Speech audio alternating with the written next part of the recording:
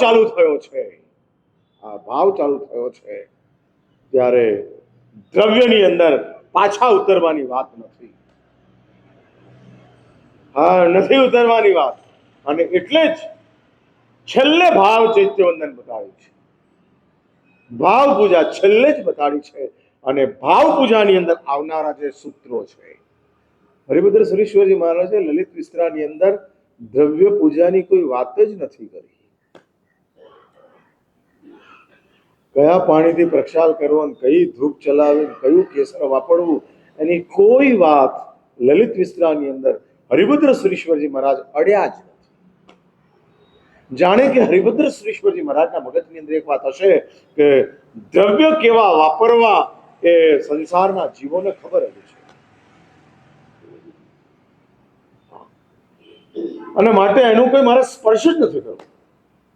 અને સીધા ભાવ પૂજાના દંડક સૂત્રો જે છે એ દંડક સૂત્રોની અંદર હરિભદ્ર સુરેશ્વરજી મહારાજ એની જ વિવેચનાની અંદર પ્રવેશ કરે છે અને કહે છે કે ભાઈ, જો આપણે ભાવ પૂજામાં પ્રવેશ કરવા માંગતા હોઈએ, કારણ કે આ બહુ મોટી તાકાત છે, સદભાવને સમજનારાઓ પણ ભાવને નથી સમજતા. સદભાવનો અર્થ જ છે પોઝિટિવિટી. હા, પોઝિટિવ. મહારાજ સાહેબ ઘરે ગોચરી વરવા આવે એ અને ભાવ જાગે, એનું નામ સદભાવ. ગોચરી વર્યા વિના પાછા જાય અને છતાંય મન ન બગડે, એનું નામ ભાવ. સાંભળી મારી વાત? હા, એટલે આવ્યા વરવા અને કશું જ ન લીધું, પાછા ચાલ્યા ગયા અને મન ન બગડ્યું, તો એનું નામ ભાવ. આવ્યા અને ભાવ જાગ્યો, એનું નામ સદભાવ. હાજર હતા અને ભાવ જાગ્યો. સદનો અર્થ જ ઉપસ્થિત હતા અને ભાવ જાગ્યો. પણ મહારાજે કશું જ ન લીધું. તમે બહુ આગ્રહ કર્યો, છતાં છેવટે મહારાજ સાહેબ કમસે કમ ગોળ તો લઈને જાઓ, અને મહારાજને કોણ જાણે ખબર નહીં, પણ લીધું જ નહીં. સામાન્ય રીતે મહાત્માઓ સામેની વ્યક્તિઓના ભાવને ન બગડે એની સૌથી વધારે કાળજી કરતા હોય છે. એટલે અમારી મુશ્કેલી એ છે ને કે અમારે અમારા ભાવને પણ સાચવવાના અને તમારા ભાવને પણ સાચવવાના. હા, બંનેને સાચવવાના. હા, અને એમાં અમારું કેટલું બગડતું હોય તો બગડવા દેવાનું, પણ તમને સાચવી લેવાના. હા, કારણ કે બહુ મુશ્કેલી થઈ, કારણ કે તમારા ભાવની જે ટેકનિક છે ને ચાઇના મેડ છે. જાગી તો જાગી, નહીં તો નહીં જાગે. અને એમાં ક્યાંક જાગી ગઈ હોય તો શાસ્ત્રો કહે છે એના ભાવને ટકાવી રાખો, સાચવી રાખો. કારણ કે આ ટકાવી રાખેલા ભાવ એ જ ભવિષ્યની અંદર સ્વભાવ બને તેવા છે. એટલે અમારા માથે આ મુકાયેલી વાત છે. માટે જ શાસ્ત્રોએ વ્યવહાર મૂક્યો છે. નિશ્ચયમાં તો મારી એકલાની જ ભાવની વાત આવે. મારો ભાવ શુદ્ધ છે, મારો ભાવ જાગૃત છે, મારો ભાવ શુભ છે, તો બીજાનું જે થવું હોય તે થાય, મારે શું લેવા દેવા? આનું નામ નિશ્ચય. આ જ નિશ્ચય છે. હું મારો વિચાર કરું, હું મારું જ કામ કરું. શાસ્ત્રોએ ના પાડી છે નહીં. હા, તું એવી ભૂમિકાની અંદર હોય કે ત્યાં બીજું કોઈ જ નથી, તો તું તારો વિચાર કર. પણ જ્યારે તું સમાજની અંદર બેઠેલો છે, હા, એટલે હું આ ભાવોની વાત જ્યારે પણ આવતી હોય ત્યારે વ્યવહારને નજરની સમક્ષ રાખવો જ પડે. અને શાસ્ત્રો કહે છે આ વ્યવહાર એ બહુ મહત્વની ભૂમિકા છે સામેની વ્યક્તિના ભાવને બચાવવા માટે. હા, ભાવને બચાવ જરૂર નથી, છતાં પણ લઈ લો.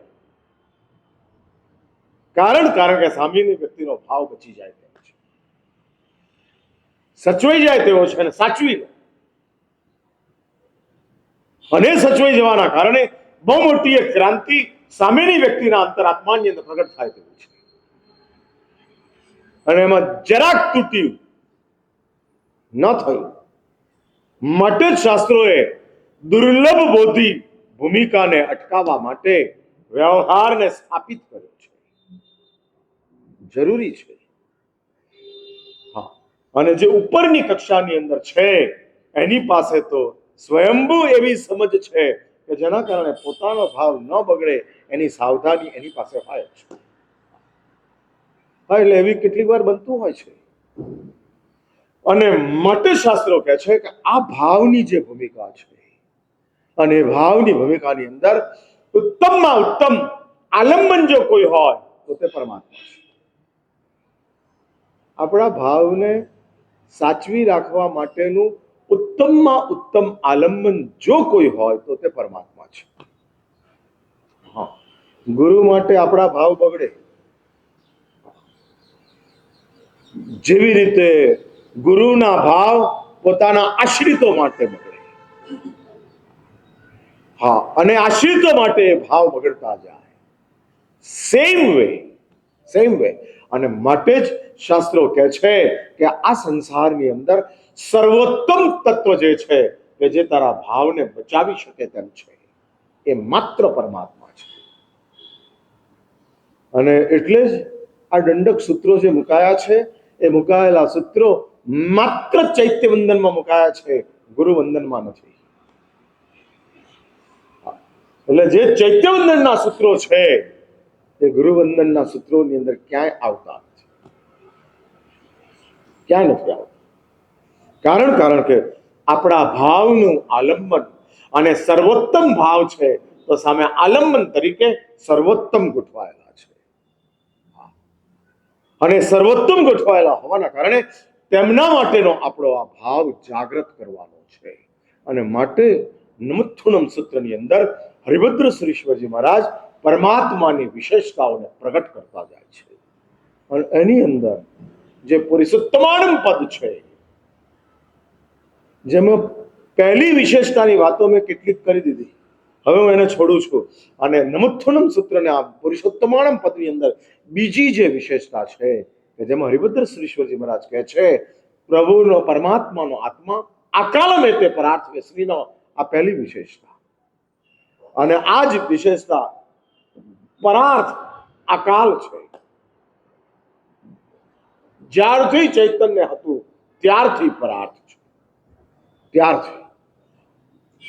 પણ બીજી વિશેષતા આવે છે અને બીજી વિશેષતાની અંદર હરિભદ્ર શ્રી મહારાજ કહે છે ઉપસર્જની કૃત સ્વાર્થ. જેમણે ઉપસર્જની કૃત સ્વાર્થ, જેમણે પોતાનો સ્વાર્થ સંપૂર્ણ ગૌણ કરી દીધો છે, ઉપસર્જ સાઈડમાં કરી નાખ્યું છે. સાઈડ પૂર રાહતની અંદર જતા જે જવાનો હોય છે અને આમ ધસમસતા પાણીના પ્રવાહ ચાલતા જતા હોય અને તે વખતે લોકોને બચાવવા માટે નીકળેલા હોય અને જે એનઆરસી વગેરેના જે કેડેટના જવાનો હોય છે એ પોતાના સ્વાર્થને બાજુ પર મૂકી દે છે. નો ડાઉટ એ લોકોને એવી ટ્રેનિંગ પહેલેથી આપવામાં આવેલી હોય છે, પણ એ ટ્રેનિંગ આપવા છતાંય સામે આ મોત દેખાતું હોય અને છતાં કુરબાન થઈ જવા માટે કારણ કે પોતાનો સ્વાર્થ ગૌણ કરી દીધો છે, ઉપસર્જની છે જ નહીં. માત્ર મારું આ લોકોને, પ્રજાને, આશ્રિતોને બચાવવાનું જ મારું કર્તવ્ય છે. એ જ રીતે તીર્થંકર દેવનો આત્મા પોતાનો સ્વાર્થ, સ્વાર્થ એટલે શું? વોટ ઇઝ સ્વાર્થ? બહુ જાડી ભાષાની અંદર સ્વાર્થનો અર્થ કરવો હોય તો પોતાને મળતો જે લાભ છે એ લાભને જે જતો કરે છે એનું જ નામ સ્વાર્થને ગૌણ કર્યું. સ્વાર્થનો અર્થ જ સ્વાર્થ એટલે જ મને મળતો લાભ. મને નુકસાન થયું તો સ્વાર્થમાં આવતું જ નથી ને. હા, એમાં આવતું જ નથી. એટલે સ્વાર્થનો અર્થ જ છે મને લાભ થવો, એનું જ નામ સ્વાર્થ છે. મને મળવો જોઈએ અને આ જે લાભ પ્રાપ્ત કરવો છે, પોતાને મેળવવાનો લાભ, એને જે ગૌણ કરી દે છે, છોડી દે છે, કોઈની સાથે મારે સંબંધ નથી. આ બહુ મોટું સત્વ છે, બહુ મોટું સત્વ ભૂમિકા છે. હા, પરમાત્મા મહાવીર આનંદ અને ગૌતમની વચ્ચે થયેલી ચર્ચાને લઈ અને પરમાત્મા મહાવીરની પાસે જજમેન્ટ લેવા માટે આનંદ અને ગૌતમ બે પહોંચે છે. આનંદ અને ગૌતમની વચ્ચે અવધિ જ્ઞાનની બાબતની અંદર ડિસ્કશન ચાલ્યું છે અને અવધિ જ્ઞાનના આવતા જે 6 ભેદો છે એમાં એક ભેદની અંદર આનંદ અને ગૌતમ આમને સામને આવ્યા છે. આનંદ કહે છે ગુરુદેવ હું જે કહું છું એ પરમાત્માએ કીધેલું એ છે, અને ગૌતમ કહે છે ના હું કહું છું એ પ્રભુએ કીધેલું છે. અને આ ચર્ચા ચાલે અને ચાલેલી ચર્ચાની અંદર કોણ સાચું? ગૌતમે અવધિ જ્ઞાનનો ઉપયોગ મૂક્યો હોત તો ખબર પડી જાત, પણ ના, મારું જજમેન્ટ હું લેવા માટે તૈયાર નથી. નહીં, ભગવાન શું કહે છે? અને ત્યાં આગળ તીર્થંકર દેવોની ઉપસર્જની કૃત સ્વાર્થ. એક વાત સ્વાભાવિક વાત છે ને, ગૌતમ આનંદ કરતા ભગવાનની વધુ નજીક છે, બરાબર છે ને?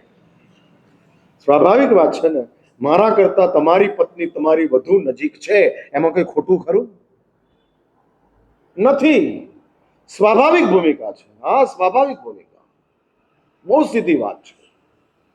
એટલે ગૌતમ ભગવાનની ખૂબ નજીક હોવા છતાં, જે સ્વયં તીર્થ સ્વરૂપ હોવા છતાં, શાસ્ત્રોએ આવશ્યક સૂત્ર વગેરેમાં કીધું છે કે પ્રથમ ગણધર એ સ્વયં તીર્થ છે, સંગ છે. એ હોવા છતાં પરમાત્મા મહાવીર પોતાનો લાભ બાજુ પર મૂકી અને જજમેન્ટ આપે છે કે ગૌતમ તમારી વાત સાચી નથી, આનંદની વાત સાચી છે. उपसर्जनी कृत स्वार्थ नहीं चाहिए. मैं अपना लाभ देखो.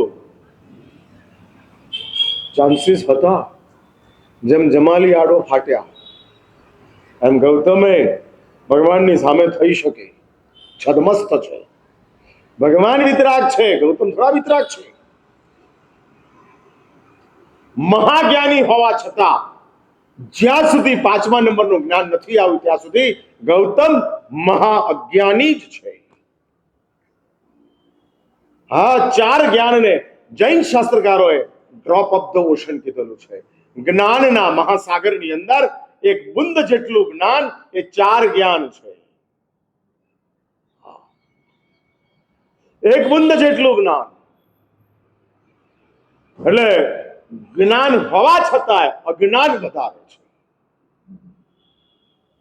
અજ્ઞાન વધારે છે અને પોતે અજ્ઞાની છે એવો ગૌતમને સતત અહેસાસ થાય. હું અજ્ઞાની છું, હું અજ્ઞાની છું, હું અજ્ઞાની છું. આવો સતત ગૌતમને અહેસાસ થાય. એટલા માટે તો જાણે કે ગૌતમ પોતાના જ્ઞાનનો ઉપયોગ જ કરતા નથી.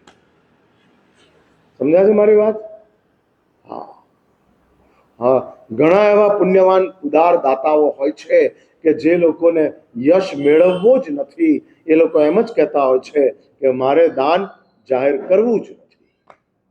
એમ હું જ્ઞાની છું એવું જાહેર ન થાય એની તકેદારી ગૌતમ સતત રાખે છે.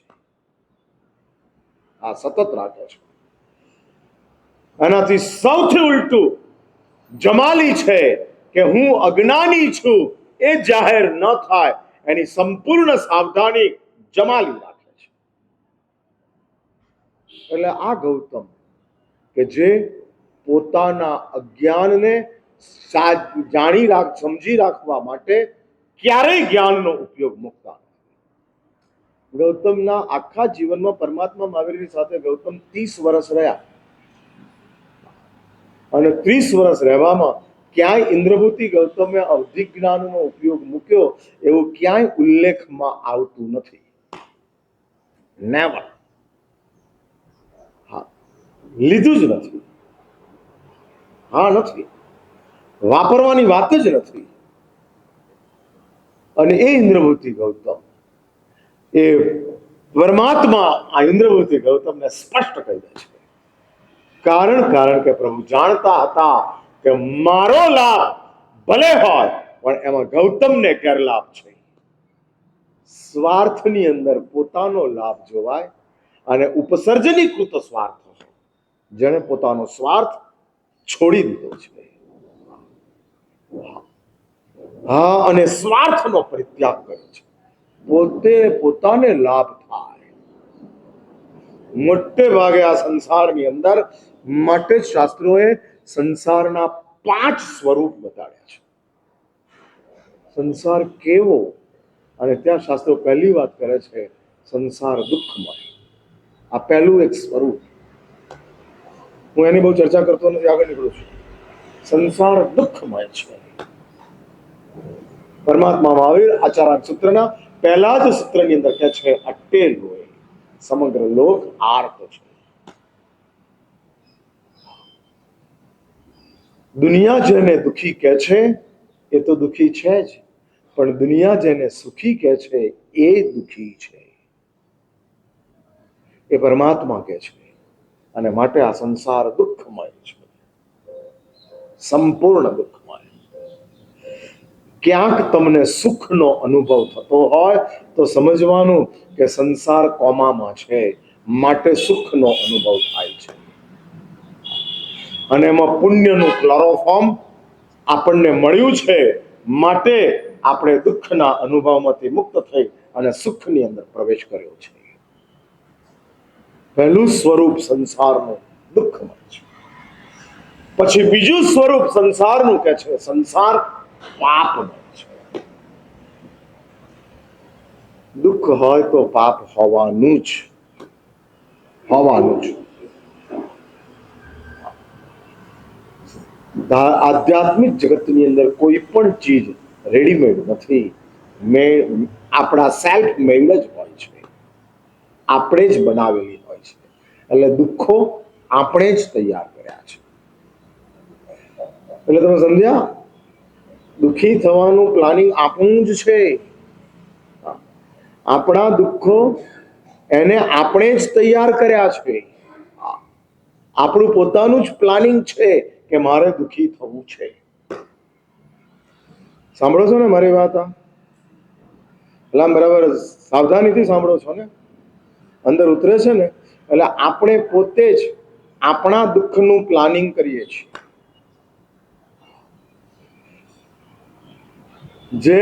જે છરાથી આપણું ખૂન થવાનું છે એ છરાને ધારદાર આપણે જ બનાવીએ છીએ. અને જાણવા છતાં નહીં સાંભળનારાઓ તો બિચારા નથી જાણતા, માટે પોતાના દુઃખનું પોતે પ્લાનિંગ કરે છે. પણ તમારા જેવા જે સાંભળનારાઓ છે એ તો સાંભળવા છતાં પણ છરાને ધારદાર બનાવતા જાય છે.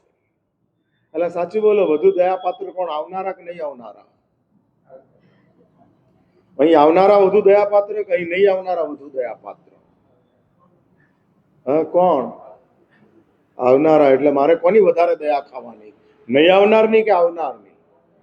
પાછા કાલ આવજો, મહારાજે કીધું છે નહીં આવનારની દયા કરવાની, એટલે વળી પાછા કાલથી બંધ થઈ જાય. હા, એટલે આવનારા એનો અર્થ છે કે સમજનારા, સમજનારા કે જે સમજે છે કે મારા પાપ મને દુખી કરે છે. એક વાત સમજી રાખજો, મારા પાપથી બીજા સુખી થાય, પણ મારા પાપથી હું જ દુખી થાઉં. આ વાક્યને બરાબર ધ્યાનમાં રાખજો. એટલે હું પાપ કરું તો બીજા સુખી થાય એ બને. હું અનીતિ કરું ને પૈસા કમાવું તો મારા ઘરવાળાઓ બધા સુખી થાય. એટલે અનીતિના પાપથી બીજા સુખી થાય, પણ અનીતિના પાપથી દુખી તો હું જ થવાનો છું. હું જ. હા હા, મારી જ આ ભૂમિકા છે, માત્ર બીજું કોઈ જ નહીં. એટલે આપણા દુઃખો જે છે એ આપણા પાપોનું કારણ છે. માટે શાસ્ત્રો કહે છે સંસાર દુઃખમય છે. બીજી ભૂમિકા, સંસાર પાપમય છે. ચાલે. સાચું બોલો, આમ તમને તમારી જાત માટે તમે પાપી છો એવું લાગે કે તમે ધર્મી છો એવું લાગે?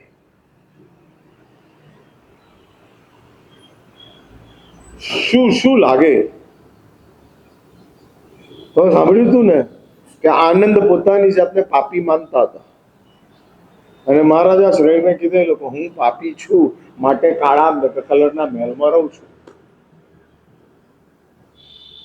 તમે તમારી જાતને, તમે દુનિયા ભલે તમારી ઇમેજ ધર્મી તરીકેની ગણતી હોય, એમાં મારો કોઈ વાંધો નથી, કારણ કે છો ને ગણે એમાં સવાલ નથી. હું સાધુ છું તો મારી સાધુ તરીકેની ઇમેજ દુનિયાની અંદર હોય એમાં મને વાંધો નથી, પણ હું કેવો સાધુ છું એની મને તો ખબર જ છે. એમ હું કેવો ધર્મી છું એ આપણને ખ્યાલ છે.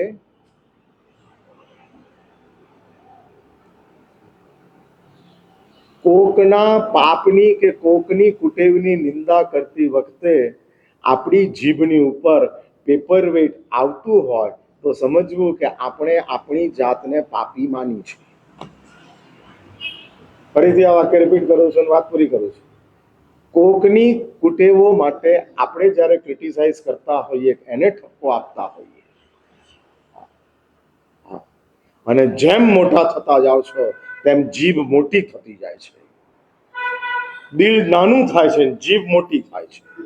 મોટા થનારાઓની આ વિષમતા છે કે દિલ નાનું થતું જાય, જીભ મોટી થતી જાય, અને જેમ ફાવે તેમ ક્રિટિસાઇઝ, સમાલોચનાઓ, નાનકડી બાબતોને મોટી જોઈ અને વધુમાં વધુ ઠપકાઓ, કહેવાની વાતો ચાલતી.